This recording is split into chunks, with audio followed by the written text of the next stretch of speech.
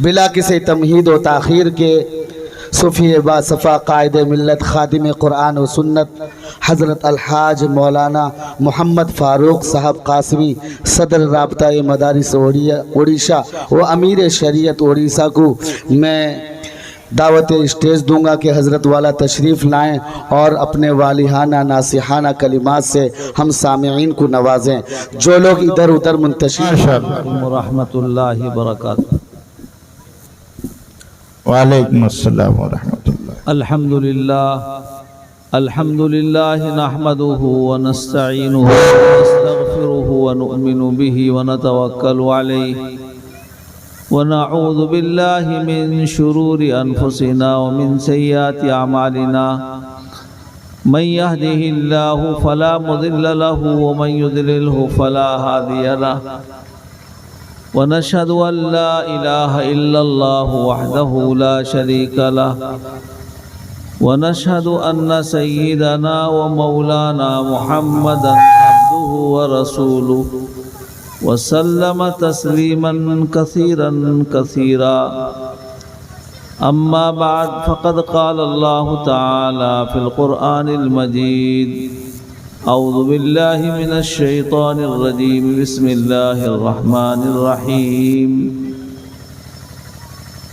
یرفع اللہ الذین آمنوا منکم والذین اوتوا العلم درجات صدق اللہ العظیم قال النبی صلی اللہ علیہ وسلم بلغوا انی ولو آیہ او کما قال علیہ الصلاة والسلام اللہم صلی علی سیدنا محمد وعلی آل سیدنا محمد وبارک وسلم۔ آپ حضرات بھی ایک مرتبہ درود شریف پڑھ لیں۔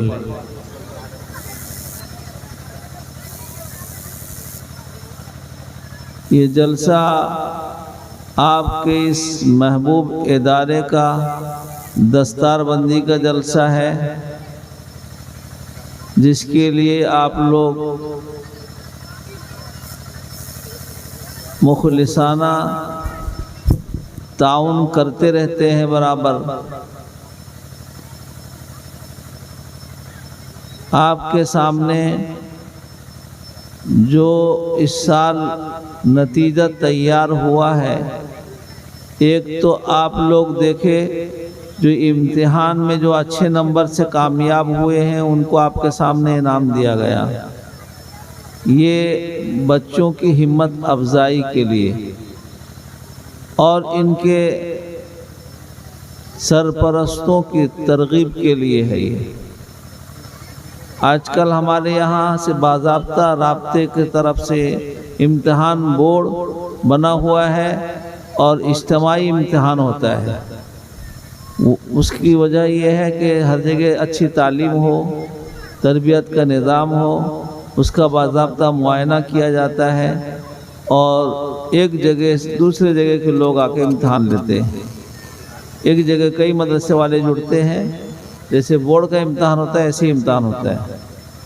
اس کی وجہ سے تعلیم میں کافی ترقی ہوئی ہے ہمارے علاقے کے مدارس میں۔ دارالعلوم دیوبند کی طرف سے یہ سلسلہ ہے، رابطہ مدارس اسلامیہ۔ تو 2 حافظ قرآن تیار ہوئے ہیں جو آپ کے سامنے اس وقت بیٹھے ہوئے ہیں۔ ان کے سر میں دستار باندھی جائے گی۔ مہمان خصوصی جو صبح سے تشریف لائے ہوئے ہیں وہ بھی ابھی جلوہ فرما ہوں گے اسٹیج کے اندر، اور پھر مغرب کے بعد سے آپ لوگ بچوں کے طرف سے وعد و نصیحت سنتے رہتے ہیں، وعد و نصیحت سنتے رہے ہیں، اور پھر جو ہے مغرب عشاء کے بعد سے علماء کرام کے بیانات آپ لوگ سن رہے ہیں۔ یہ آپ کے دینی دلچسپی اور اللہ تعالیٰ سے محبت، آقا محمد مصطفیٰ صلی اللہ علیہ وسلم سے الفت کی پہچان ہے، علامت ہے۔ میں ہر جگہ ابھی یہ کہتا ہوں کہ دینی جلسے میں آؤ تو اپنی نیتوں کو درست کر لو کہ اس جلسے میں صرف ہم تماشائی بننے نہیں آئے ہیں، بلکہ علماء کرام کی زبانی جو دینی اہم باتیں ہم سنیں گے اس پر ہم خود بھی عمل کریں گے اور ان باتوں کو ہم دوسروں تک پہنچائیں گے۔ اس طرح دین ایک دوسرے تک پہنچاتے ہوئے ہم تک پہنچا ہے۔ آقا محمد مصطفیٰ صلی اللہ علیہ وسلم پر اللہ نے دین کو نازل کیا۔ قرآن کریم دستور حیات ہے، سراپا دین ہے، اسی میں تمام احکامات اجمالاً اور تفصیلاً، نماز کا حکم اسی میں، روزے کا حکم اسی میں، زکوٰۃ کا حکم اسی میں، حج بیت اللہ کا حکم اسی میں، صدقہ و خیرات کا حکم اس میں، حرام حلال جائز ناجائز ایک انسان کو کس طرح زندگی گزارنا چاہیے، دستور حیات ہے قرآن پاک، اللہ کا کلام۔ اللہ نے اس کو اتارا کہ اس کو پڑھو، اس کو صرف بغیر سمجھے پڑھنے میں بھی نیکی ہی نیکی ہے۔ ایک حرف کوئی پڑھتا ہے تو 10 نیکی، الف 10 نیکی، میم لام 10 نیکی، میم 10 نیکی، الف لام میم میں 30 نیکیاں مل گئی۔ اور اسی کو رمضان کریم میں پڑھتا ہے تو 70 گنا اضافہ۔ اس کو کوئی جا کے حرم محترم میں پڑھتا ہے، عمرہ کرنے گیا، حج بیت اللہ کے لیے گیا تو لاکھوں اضافہ ہو جاتا ہے۔ مدینہ مسجد نبوی صلی اللہ علیہ وسلم میں پڑھتا ہے تو وہاں اضافہ ہو جاتا ہے، نیکیوں میں اضافہ ہوتا رہتا ہے۔ ابھی بابرکت مہینہ رمضان کا آ رہا ہے، نیکیوں کا سیزن ہے۔ ایک نفل پڑھو تو فرض کے برابر نیکی، اور فرض پڑھو 70 فرضوں کے برابر نیکی۔ ایک مرتبہ سبحان اللہ بھی کہنے میں جو نیکی ہے، رمضان میں کئی گنا اضافہ ہو جاتا ہے۔ تو رمضان پہلے زمانے میں جب رمضان کریم جو جتنا پا لیتا تھا، اس کی بزرگ بتاتے تھے بڑا بزرگ ہے یہ، اتنے رمضان پایا، نیکیوں کا بھرمار ہے اس کے پاس، نیکیوں کا بھرمار۔ اور فرمایا جو رمضان پائے اپنی مغفرت نہ کرائے، اس سے بڑا بدقسمت کون ہے؟ ماں باپ کو پائے اور اپنی مغفرت نہ کرائے، اس سے بڑا بد نصیب کون ہے؟ میرے محترم بھائیوں، اللہ تبارک و تعالیٰ نے قرآن پاک کو اتارا اپنے آخری نبی ہمارے آقا محمد مصطفیٰ صلی اللہ علیہ وسلم پر، اور آقا محمد مصطفیٰ صلی اللہ علیہ وسلم سے کہا اتلو ما اوحی الیک، آپ کے پاس جو وہی بھیجی گئی قرآن کی شکل میں اتارا گیا آپ کے سینے میں، آپ تلاوت کر کر کے سنائیے۔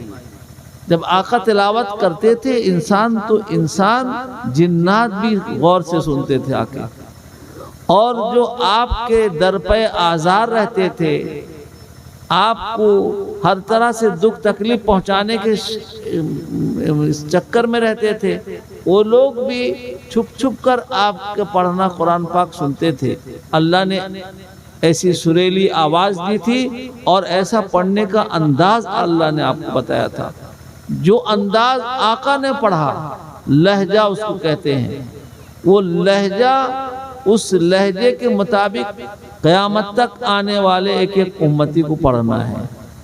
اس لہجے سے الگ ہٹ کر کوئی لہجہ اختیار کرے، گانے کا لہجہ یا اور کوئی لہجہ، وہ نہیں چلے گا قرآن کے پڑھنے میں، اللہ کو پسند نہیں، اللہ کے یہاں قبول نہیں ہوگا وہ۔ تو قرآن اللہ نے اتارا اپنے نبی پر، اور اللہ کے نبی صلی اللہ علیہ وسلم نے تلاوت کر کر کے سنایا دوسروں کو۔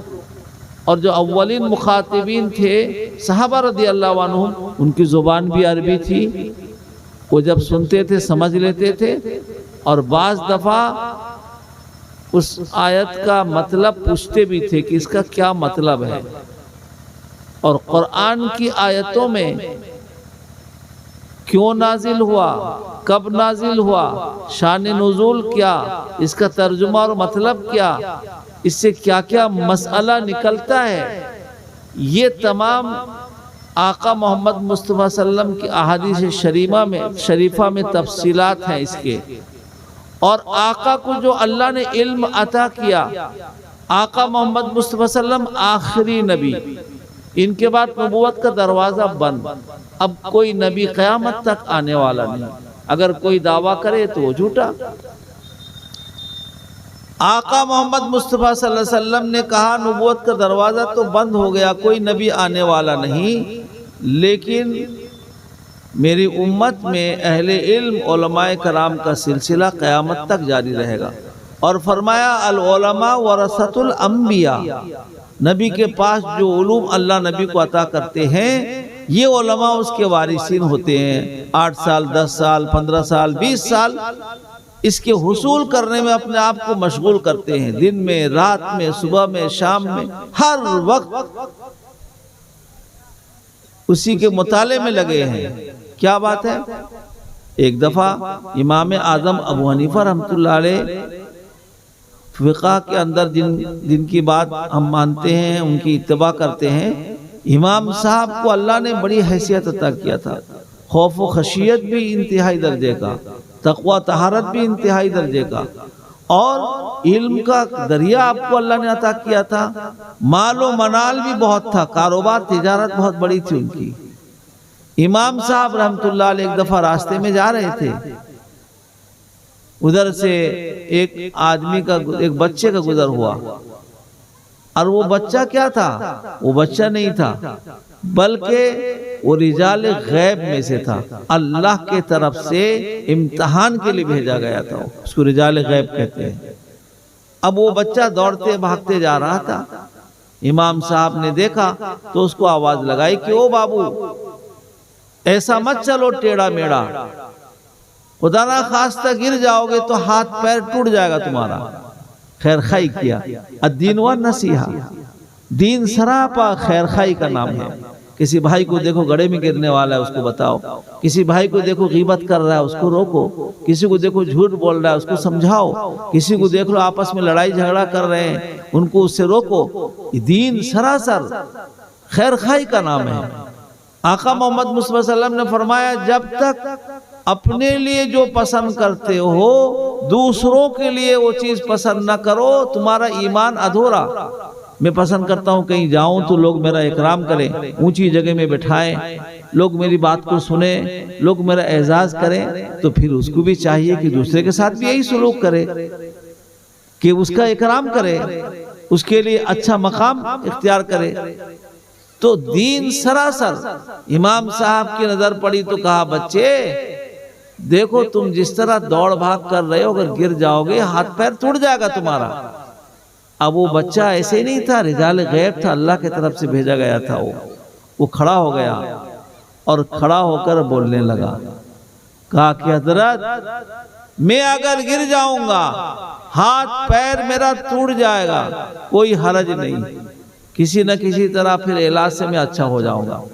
آپ اپنے آپ کو سنبھالو، اگر آپ پھسل جاؤ گے پوری دنیا کے مسلمان پھسل جائیں گے۔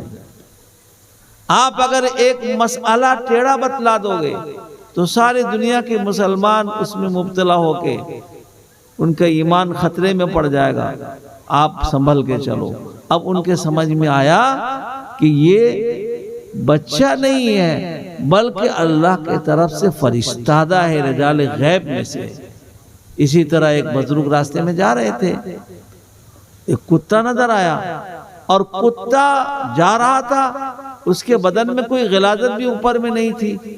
آج بھی ہم بھی راستے میں جاتے ہوئے کتے کو جو نمازی لوگ ہوتے ہیں ذرا سمٹ جاتے ہیں، کتا کہیں لگ نہ جائے بدن میں، ناپاک نہ ہو جائے کپڑے میں۔ اگر اس کے بدن میں کچھ ناپاکی نہیں ہے تو ناپاک نہیں ہوگا بدن اوپر سے۔ لیکن وہ کتا گزرا تو یہ اللہ والے آدمی تھے، جا رہے تھے، کپڑا سمٹ لیے کہیں کتا میرے کپڑے میں نہ لگ جائے اور کپڑا ناپاک نہ ہو جائے، یہ سوچ کر کپڑے کو سمٹ رہے تھے۔ وہ کتا نہیں تھا بلکہ اللہ کی طرف سے فرشتہ تھا، کتے کے شکل میں وہ آیا تھا۔ وہ عجیب انداز سے بولنے لگا رک کر کے، یہ حیرت میں پڑ گئے، کتا بھوں بھوں کرنے والا، اس کی زبان دیکھو کھل گئی، انسان کی طرح بولنے لگا۔ اس نے کہا کہ وہ اللہ کے بندے، میرے بدن میں ظاہری اعتبار سے کوئی غلاظت تو نہیں لگا ہے جس کی وجہ سے آپ اپنا کپڑا سمٹ رہے ہیں کہ ناپاک ہو جائے گا؟ ایسا تو نہیں ہے کہ کیچڑ سے اٹھ کے آیا ہوں، ایسا تو نہیں ہے کوئی ناپاک جگہ سے گلسڑ کے آیا ہوں، میں تو صاف ستھرا ہوں۔ آپ خدا نہ خواستہ اگر میرے بدن میں کوئی غلاظت بھی لگی ہو، کوئی ناپاک چیز بھی ہو، آپ کے کپڑے میں لگ جائے، آپ پانی سے دھو لوگے تو پاک ہو جائے گا، صاف ہو جائے گا۔ لیکن اگر آپ نے اپنا کپڑا سمیٹا مجھے گھٹیا سمجھ کر، حقیر سمجھ کر کہ ایک گھٹیا قسم کا مخلوق ہے، اس کے سامنے میرے سامنے سے گزر رہا ہے، یعنی اپنے دل کے اندر عجب اور کبر بڑائی لے آئے ہو، یاد رکھ لو یہ غلاظت 70 سمندر کے پانی سے دھل کر پاک نہیں ہو سکتا۔ یہ ہمارے لیے، آپ کے لیے نصیحت ہے۔ آدمی 2 رکعت نماز پڑھ کے اپنے آپ کو بہت بڑا سمجھتا ہے۔ تو قرآن جو اللہ کا کلام ہے، اللہ نے اس کو اتارا، اس کے حروف کو صرف بغیر سمجھے بھی اگر کوئی تلاوت کرے، الف لام میم پڑھے، نیکیوں سے مالا مال۔ وہی قرآن کی تلاوت نماز کا اندر کرے تو نیکیوں میں اضافہ، رمضان کریم میں کرے تو اور اضافہ۔ اور قرآن کو اگر تدبر سے پڑھے، سوچ سمجھ کے پڑھے، الحمدللہ رب العالمین، ایک آدمی وہ پڑھ رہا ہے جو عامی آدمی ہے، جو قرآن کا ترجمہ اور مطلب کو نہیں جانتا ہے، وہ پڑھ رہا ہے، اور ایک آدمی وہ ہے جو عالم دین ہے اور ماشاءاللہ اللہ کا خشیت بھی دل کے اندر رکھتا ہے اور نماز میں کھڑا ہے، قرآن کریم کی تلاوت کر رہا ہے، اللہ اس قرآن میں کیا فرماتے ہیں اس کو وہ سمجھ بھی رہا ہے اور پھر قرآن پڑھ بھی رہا ہے۔ تو اس طرح اگر نماز کے اندر کوئی پڑھتا ہے تو ظاہر سی بات ہے نیکیوں میں اللہ اور بھی اضافہ فرما دیں گے۔ میرے محترم بھائیوں، یہ قرآن جو اللہ کا کلام ہے، ہم اس کی فضیلت کو سنتے ہیں کہ اس کا پڑھنے والا بغیر سمجھے بھی پڑھے نیکیوں سے مالا مال، سمجھ کے پڑھے تو لال لال ہے وہ۔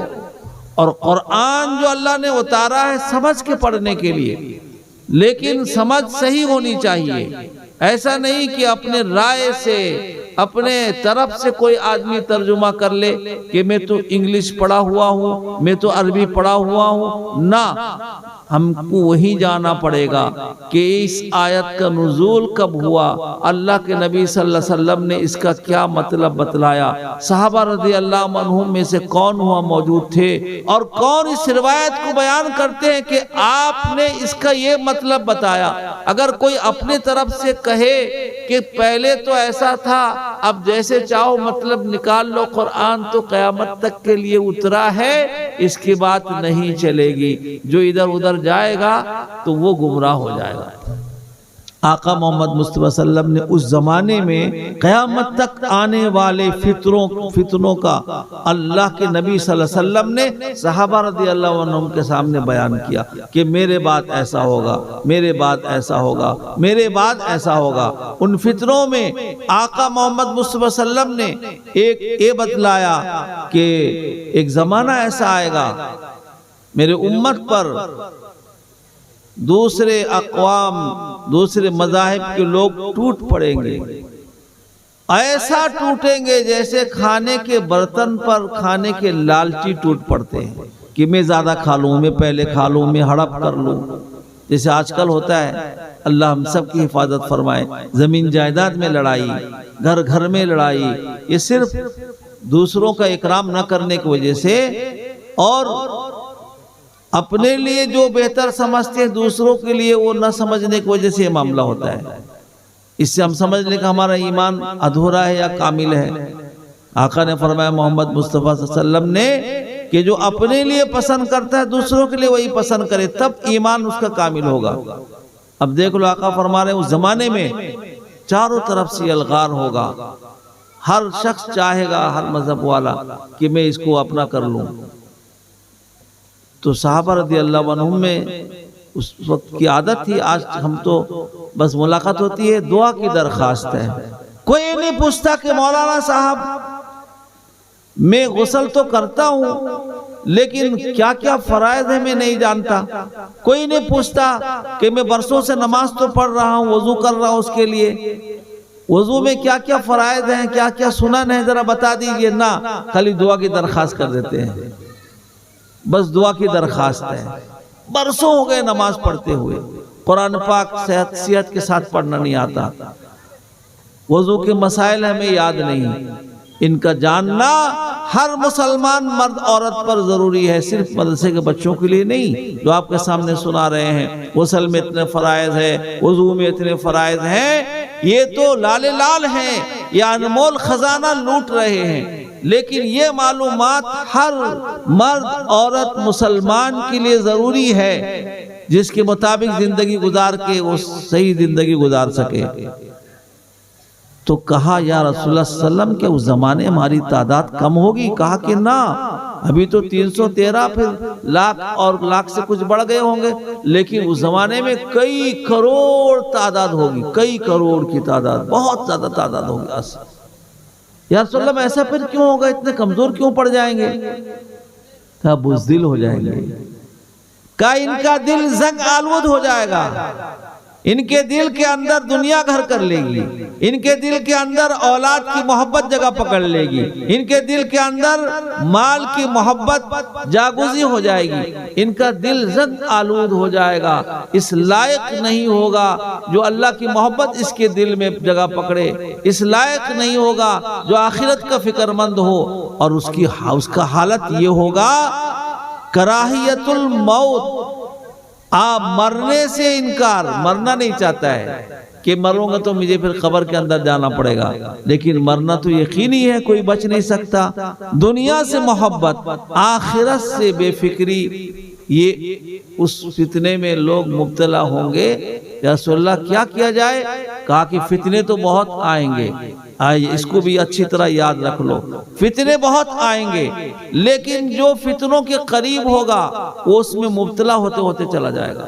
جو فتنوں سے بچنا چاہتا ہے اس کے قریب نہ جائے، دور رہے۔ کسی قسم کا کوئی نیا معاملہ آ جائے، ابھی دیکھیے کتنے قسم کے شکیلیت کا فتنہ، اس کا فتنہ، اس کا فتنہ، یہ ریسرچ سینٹر کھول کے بیٹھ جاتا ہے کہ میں ریسرچ کروں گا۔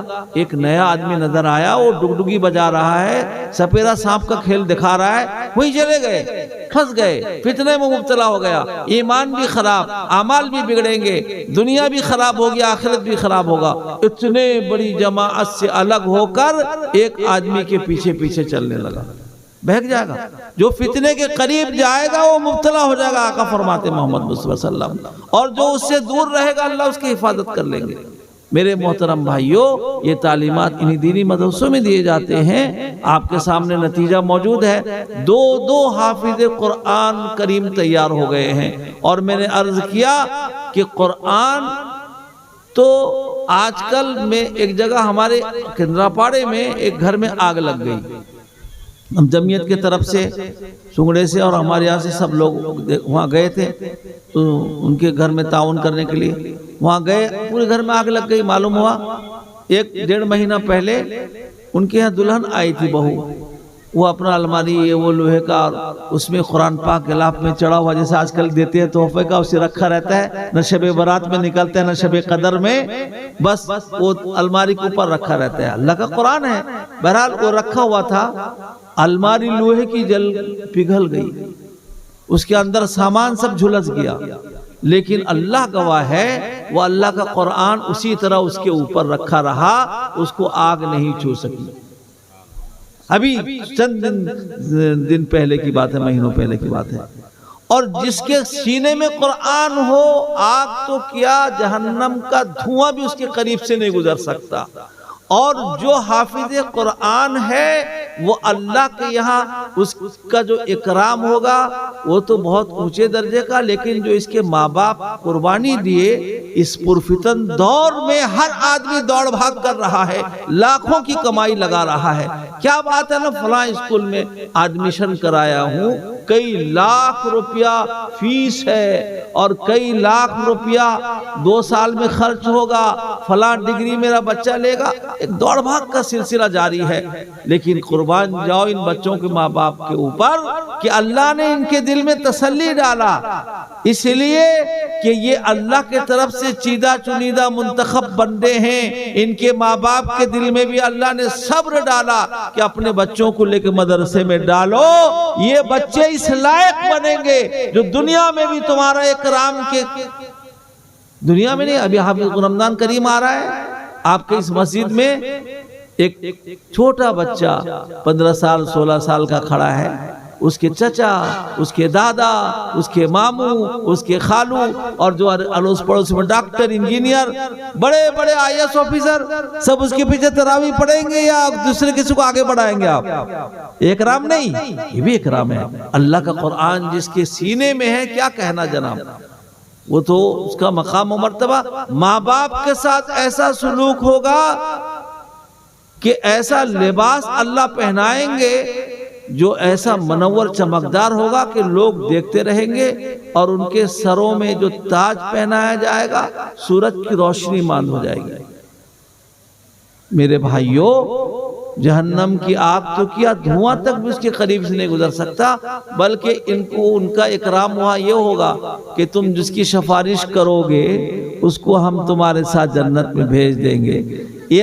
اس کا چچا جہنمی اپنے اعمال گندے لے کے گیا ہے, اللہ کے طرف سے فیصلہ ہوگا جہنم, پھوپا جہنم, فلاں جہنم, یہ سفارش کرے گا حافظ قرآن, یا اللہ میرا پھوپا ہے جنت میں بھیج دیجئے. اللہ اس کی بات سن لیں گے, یہ چچا ہے, یہ بھائی ہے, یہ فلاں ہے. 7 یا 10 آدمی, بعض انہوں نے لکھا کہ خاندان, اور یہ بچے آگے چل کے عالم دین بھی بن سکتے ہیں, بہت سارے بنتے بھی ہیں. عالم دین کا کیا کہنا کہ 7-10 کی کوئی قید نہیں, ان گنت لوگوں کو بخشا کے جنت میں لے جائیں گے. وہ ایسی جگہ ہے جہاں نہ ماں, نہ باپ, نہ بھائی, کوئی کسی کے کام آنے والا نہیں, سب کے ساتھ اپنے اپنے اعمال جائیں گے. لیکن یہ وہ لوگ ہوں گے وہاں بھی دوسروں کے کام آئیں گے. تو نتیجہ آپ کے سامنے ہے. یہ مدرسہ آپ کا ماشاءاللہ محبوب ادارہ ہے. اس طرح اور بھی بہت دینی ادارے سب طرف چل رہے ہیں, آپ اس کا تعاون کرتے رہتے ہیں. اللہ کے لیے تعاون کرو, اور میں نے پہلے عرض کر دیا کہ اپنی نیت کو خالص کر لو کہ آج جو دین کی بات سنیں گے اس کو یاد کریں گے توجہ کے ساتھ, اور پھر اس پر خود بھی عمل کریں گے, دوسروں تک بھی پہنچائیں گے. اور دیندار بننے کا سب سے پہلا اور بڑا ثبوت یہ ہے کہ ہم نماز کی پابندی کریں گے انشاءاللہ. رمضان کے مہینے کا روزہ رکھیں گے, اللہ ہم سب کو عمل کی توفیق دے. اللہ مال دے, حساب سے زکوٰۃ نکالو. اللہ استطاعت دے, حج بیت اللہ کرو. مزید تفصیلات, معلومات علماء ربانیین, متقین, پرہیزگار سے حاصل کرو, ان سے پوچھو, ان سے رابطے میں رہو, اور پھر دنیاوی زندگی کو دین کے مطابق گزارنے کی کوشش کرو. اللہ تعالیٰ ان بچوں کو حافظ کامل بنائے, عالم باعمل, دین کا داعی, اپنا شہدائی بنائے.